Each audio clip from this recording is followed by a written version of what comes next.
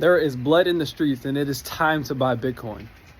Bitcoin is trading, it touched 79K just a month ago, it was at 100K. I don't think people realize that when everyone is fearful, that is the perfect time to buy, not when it's trading at 100,000. Because let's think, I bought Bitcoin today at 80K. Somebody had to sell it to me. Majority of people who own Bitcoin don't even understand what its purpose is. So think, once all the sellers who don't really understand what Bitcoin does, there will no longer be sellers at whatever price, because people will understand Bitcoin because the holders understand Bitcoin, and they recognize that for someone to buy it, someone has to sell it at that price. But if majority of people who hold understand the true purpose, they won't sell. So there's only one thing the price can do, go up, until there's a price where someone's willing to pay.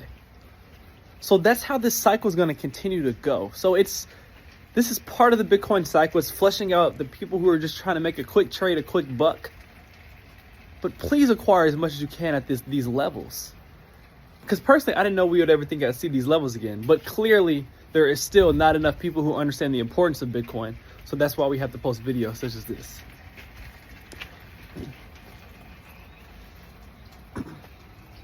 But just think, the fear and greed index for Bitcoin is at extreme fear. Same thing for the market.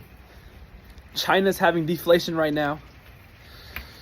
Deflation is the opposite of inflation. So whenever inflation happens, prices rise. But for deflation, prices go down, which incentivizes consumers to not spend or hold cash. So that's why you see a lot of sell-off in the markets. A lot of people are selling things to get cash because they're trying to hold on to it because prices are getting cheaper. But if prices are getting cheaper, consumers aren't spending. So that's not good.